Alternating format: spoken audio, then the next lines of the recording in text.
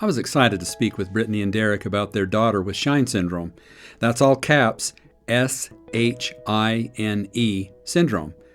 And it stands for sleep disturbances. Okay. Hypotomia. So she's got low tone. Okay. And she's got intellectual disabilities, neurological delays, and epilepsy. So Derik, how old was she when you got the diagnosis? So it was earlier this year, so we found out, so she would have been just a little over 2 years old. Oh, so this is like recent. And she likes my glasses. She found them. Thank you. I wondered where they were. How hard was it to get information about Shine? So when she got her diagnosis, they told us about the foundation, Shine Syndrome Foundation, and they have a Facebook group and they have a website. And so I think even that day I went on the Facebook group and joined it, and then it might have been the next day, but I want to say there was a few people on the board, the president being one, reached out to me and said, welcome to the club. Yeah. Before the diagnosis, they could tell something was wrong. She is the youngest of 3 children. The other 2 are neurotypical. She had, her head was basically stuck in one direction. She would constantly look that way. We'd call her name, or we'd say stuff, or we'd try to get her to look up, light up toy or anything to look up the other direction, and she wouldn't do it. Oh. And so that was our first alarming, okay, what's going on? So we did hearing tests, that came out normal. We did her eye, an eye test. It was normal. And so we were like, what is, what's going on?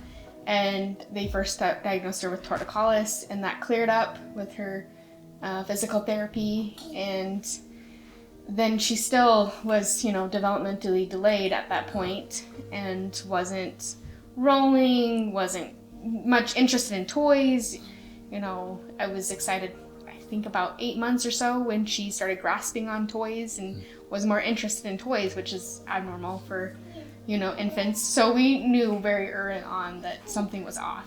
Derik said he was surprised, although he knew something was wrong. We definitely wanted to know what was going on with her, but it was definitely surprising for us because we just wanted to know answers what was going on. So it's kind of comforting to know that, we had something, that we had a diagnosis, we knew what was going to be happening, and just be able to help her and treat that. I think it was a good thing too, just knowing that we were going to be able to have an answer going forward, just to be able to address what was going on. There are only 150 known cases right now of Shine in the entire world. 150 that we know of. We think that there's a lot more, that are underdiagnosed with either autism or epilepsy. Yeah. Because a lot of the children with Shine do have either one or both. Brittney says that it is daunting to know that her daughter is only one of 150, so there is not a lot of research and not a lot of knowns of what is going to happen.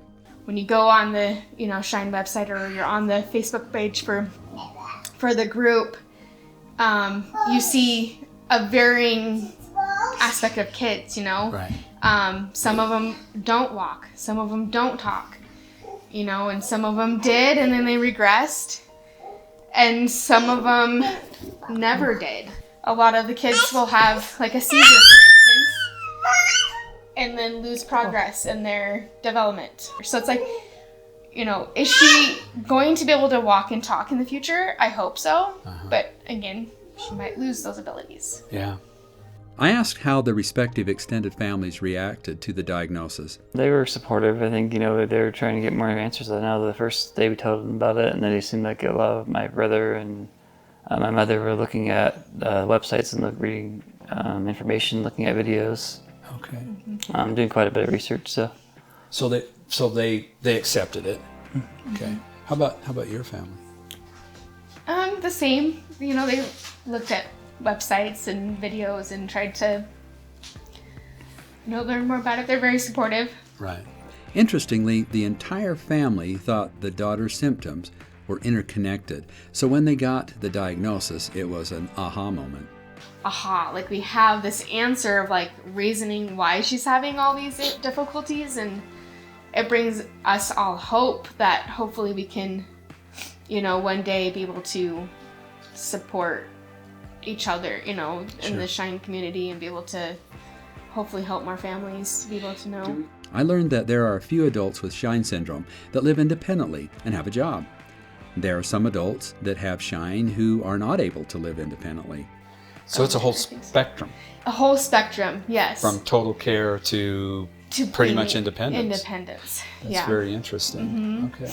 So there's a wide spectrum, and there is one case of a father having a child that is known. So when she got diagnosed, I was told she carries that gene, so it could be passed on. So what's the hardest thing about having your daughter with Shine syndrome? I think really this with her, just like she gets frustrated really easily. Like, you know, certain things will get her really upset. Like if you close the door, she gets upset about that. Like if you walk out of her room, she gets upset. So I think this like kind of is her nuances where she's just really it's an agitation state. I think where it's just kind of like she can be happy one moment and then she's just triggered in the next. And it's just kind of that's going to be frustrating sometimes. Just trying to do dishes and stuff is a challenge because she wants to get things out and then you put it away and then she gets upset again, or a snack or something like that. But it's just really just comes down to just trying to have a level of patience with her that we really work on. I've been trying to work through that, and so I've been able to really learn a lot more patience because of her condition. So I think the unknown is the biggest thing, but day-to-day life, she like throws food on the floor. And it's a challenge, and I've asked some Shine parents, what do you do to navigate it, and a lot of them have told me my kid does the same thing, and you're just gonna have to, some of them have special high chairs for their children, or they have like a mat, or they have special things to try to navigate it, but essentially that's something I'm gonna have to just move on and try to work through, maybe with some ABA therapy or something. But she's gotten better, I would say, letting her sit where she kind of wants to sit, and giving her options. Or I've noticed if I put her food out before she sees it, like if I'm not preparing it or whatever, and I put it out and then I go get her from another room, then she's less likely to get upset and throw it on the floor. So just little things like that. It's like kind of what my husband said, is she just gets upset, and just throws it all on the floor. And yeah. Easier question then. Uh-huh. What are the joys in having this daughter? She's fairly happy. I know he said she's frustrated. Generally, she's happy and content, and it's nice to be able to get a break. Like, right now she's playing quietly downstairs and happy. So it's been nice to, she's relatively happy as long as she's got her little perfect little situation, I feel like. Sure. So. What are the joys for you? I think just like this light, the light that she brings, she's really joyful. Like she's always makes you happy. Just like smiles, she gives people hugs. She just like runs up to strangers sometimes, just gives people hugs. Just kind of like says hi to them, runs in their lap. She's just like really just joyful to be around. So I really just enjoy her. Her presence, being around her. Just she lights up everything in the world and just the people around her. She's the youngest with 2 older brothers. I wondered how they accepted their sister. Brittney says they have noticed that she is different. We've told them that they have to be really careful with her and around her. And I mean, they're older than she is, and they're boys. They're rough and rowdy and busy, and from day one, they had to be super careful around her. But, even more so after we've gotten the diagnosis, I'm like, she's, different than you. Be nice. She's gonna need a little bit more attention from mom and dad, and, Sure. That's what it is. I asked what advice Derik and Brittney would give to other parents. Derik said, do research. I think you just need to really learn more about the issues, what's going on with it, just learn about the cases. Everyone's kind of different. Like it's like my wife mentioned that there's totally different cases where they can be, they can have to be like totally independent, or they can have people that are they regress and go back in time and lose the progress they've had. So just really learn to look for those signs and try to find ways to identify and work with your doctors, and just help them to just be really to learn and understand the syndrome, what's going on, to help them.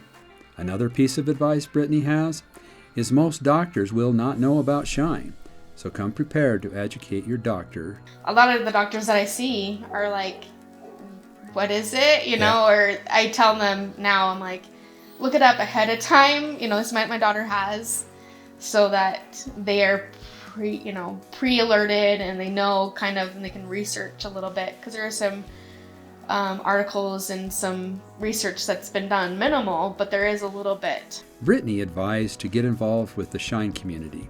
We have a great group of parents.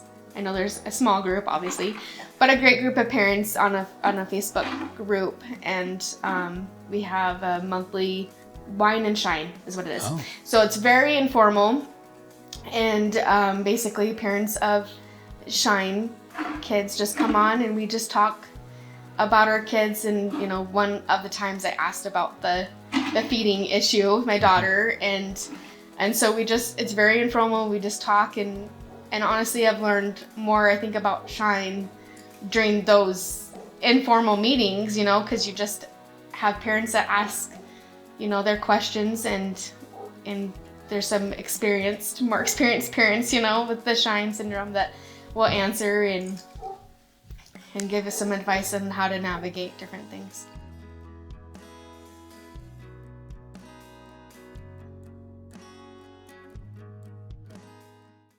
Help us make more Orange Socks videos by clicking below to subscribe. And make sure you hit the bell so you never miss an Orange Socks video. You can also find more of our videos here. Thanks for watching.